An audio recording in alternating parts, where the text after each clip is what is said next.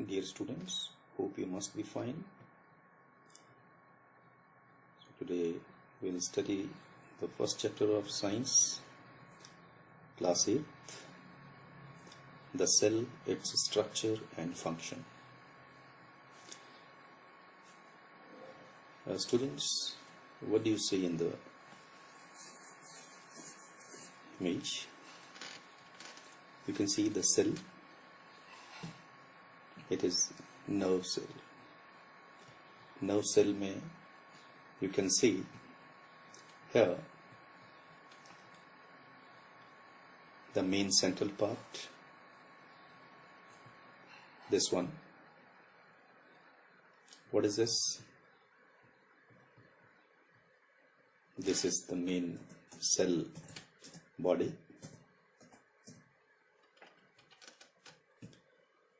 Where nucleus is located, most of the cytoplasm, many cell organelles that you have studied, and these are various extensions of this cell body or nerve cell. So there are different kinds of cells in this chapter. You have to study the structure and functions of the cells. छोटी classes में भी आपने पढ़ा है, थोड़ा यहाँ पर और डिटेल में पढ़ेंगे क्लास 8 में.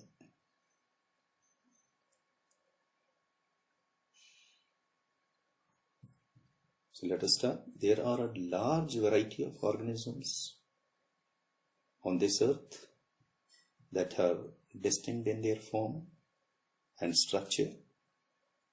However, they all possess similarity in their basic structure and functions. Just as building is made up of bricks, similarly the bodies of all plants and animals are made up of cells. So dear students, cell is an important part of the body. जैसे building बनाने के लिए bricks are required,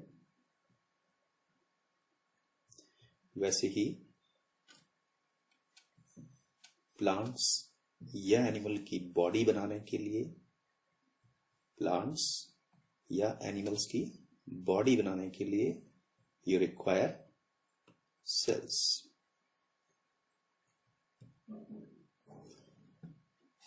building कई तरह की हो सकती है, छोटी बड़ी, ऊंची नीची. There are different kinds of buildings but made up of bricks. उसी तरह से प्लांट्स और एनिमल्स भी आप देखते हैं सराउंडिंग में, एनवायरनमेंट में, अलग अलग तरह के हैं देखने में, पर बने सब किसके हैं? सेल्स के बने हैं. From microscopic bacteria or amoeba to a large organism like elephant, whales or gigantic trees, all are made up of cells, the basic unit of all organisms.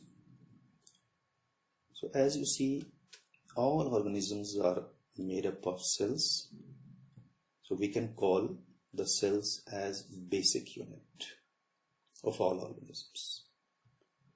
सबसे छोटा माइक्रोस्कोपिक यूनिसेलुलर ऑर्गेनिज्म से लेकर के बड़े बड़े एनिमल्स या trees जो हैं, ये सब सेल्स के बने हैं. तो सेल को हम कह सकते हैं they are the building blocks of the organism. Some cells exist as unicellular organisms. unicellular organisms, the organisms which are made up of single cell. Uni means one. The organisms which are made up of one cell, while others are a part of multicellular organisms.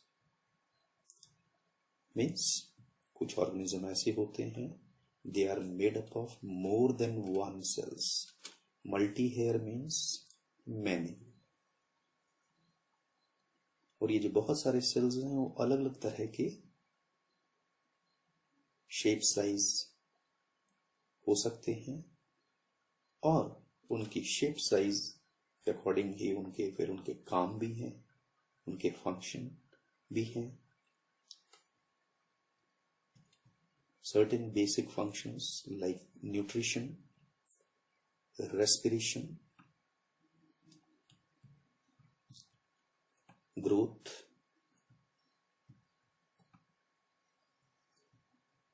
development, reproduction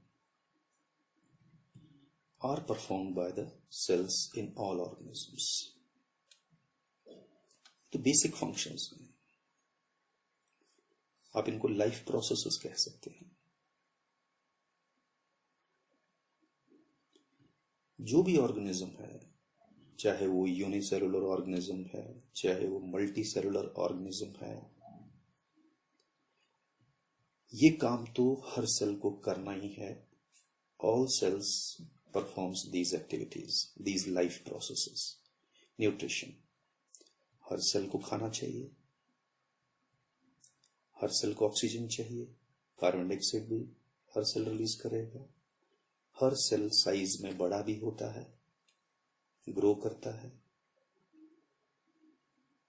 जब नया cell बनता है वो छोटा होगा, वो एक limited size तक ग्रो करेगा. डेवलपमेंट होती है, रिप्रोडक्शन होती है, एक सेल दो में डिवाइड करता है या ऑर्गेनिज्म भी एक ऑर्गेनिज्म से और ऑफस्प्रिंग्स तैयार होते हैं, तो रिप्रोडक्शन भी होती है.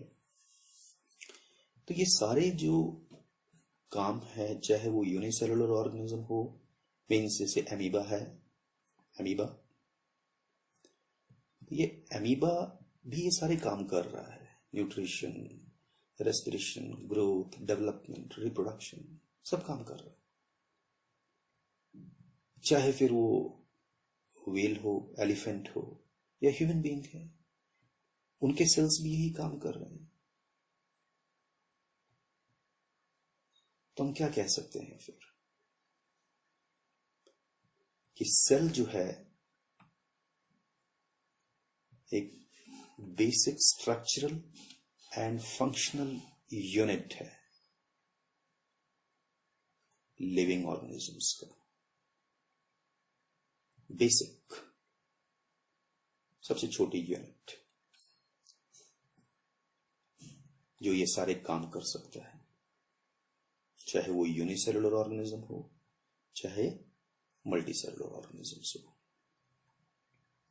और ये फंक्शंस जो हैं, जो लाइफ प्रोसेस है, वो किसी भी ऑर्गेनिज्म के लिए, उनके सर्वाइवल के लिए इंपॉर्टेंट है. In this chapter, we will study about the variety in the shape, size, and structure, and functions of the cells of different organisms. इसको इस चैप्टर में पढ़ेंगे आगे. अलग अलग शेप के हैं, साइज के सेल हैं, उनका स्ट्रक्चर अलग अलग है, तो उसके अकॉर्डिंग उनके काम भी अलग अलग हैं.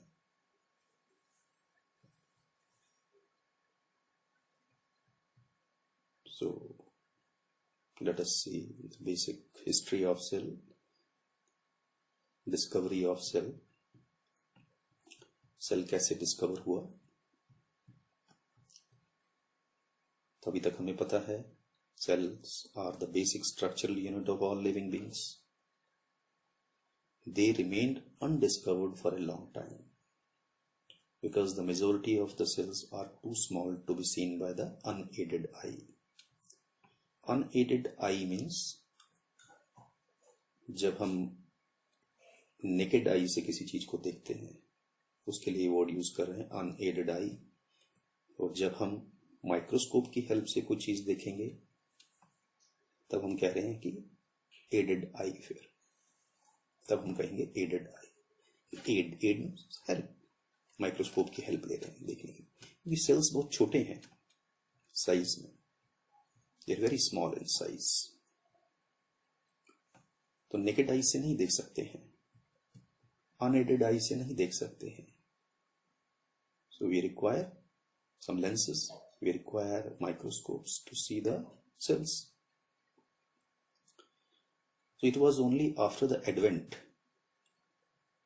of optical instruments, advent means advancement, discovery of optical instruments like lenses and microscopes in the 17th century, that the cells was discovered and its basic feature was studied. Without optical instruments, we cannot see the cells, which are very small in size. So, you know, Robert Hooke was the first scientist who in 1665 observed thin slices of cork.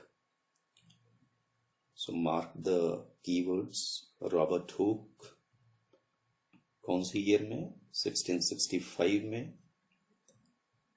क्या देखा उसने? Cork देखा। Cork क्या है, कहां से मिला? Obtained from the bark of a tree, पेड़ की छाल, बार्क। कॉर्क नेचुरली सेल्स का बना है, तो उसका बहुत थिन स्लाइस उसने काटा है और खुद का डिजाइन किया हुआ microscope. So here it is the optical instrument, इसकी हम बात कर रहे हैं, ये optical instrument. So optical instruments and lenses and microscopes that will help the or aid our eye to see these small cells. Okay, so self-designed microscope की help से उसने, रॉबर्ट हुक ने 1665 में कॉर्क सेल्स देखे। क्या observe किया उसने? He observed that they had honeycomb like structures. तो आप डायग्राम में आप देख सकते हैं, this is the diagram here, honeycomb structure of cork cell. मधुमक्खी का छत्ता आपने देखा होगा, उसमें हेक्सागोनल स्ट्रक्चर्स होते हैं, उसी तरह से यहां स्ट्रक्चर्स आपको दिख रहे हैं। So these are small cells, इसमें बहुत सारे छोटे छोटे सेल्स दिख रहे हैं, छोटे छोटे कंपार्टमेंट्स दिख रहे हैं। पर ये सेल्स कैसे सेल्स थे? ये डेड सेल्स थे, ये डेड सेल्स। केवल इसमें हमें सेल वॉल नजर आ रही है सेल्स की। तो यहां आप देख सकते हैं कि ये छोटे छोटे जो सेल्स हैं, बॉक्सेस नजर आएंगे हमें, यहां पर छोटे छोटे बॉक्सेस नजर आएंगे इस तरह के। तो ये बॉक्सेस जो हैं, इसकी जो मेम्ब्रेन है, इसकी जो वॉल है, सेल मेम्ब्रेन तो हमें नहीं दिख रही, यहां इसकी सेल वॉल दिख रही है जिसकी ये बात कर रहे हैं, ये सेल वॉल है। ऐसे बहुत सारे छोटे छोटे छोटे छोटे कंपार्टमेंट्स यहां नजर आ रहे हैं। इनको क्या बोल रहे हैं? लिटिल रूम कहा उसने, लिटिल रूम।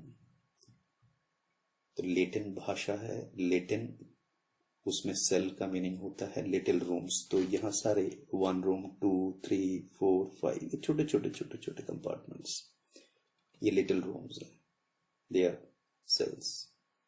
ये डेड सेल्स हैं, इसीलिए बीच में कुछ नहीं दिखेगा हमें, ना न्यूक्लियस है ना साइटोप्लाज्म है, कुछ नहीं है। और लैटिन में सेल का मीनिंग लिटिल रूम।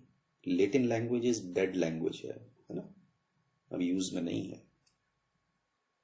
सो लैटिन में सेल का मीनिंग लिटिल रूम है। सो रॉबर्ट हुक ने सबसे पहले सेल को ऑब्जर्व किया। कैसे सेल्स को? डेड सेल्स को ऑब्जर्व किया। So in the next video, we'll continue the details of the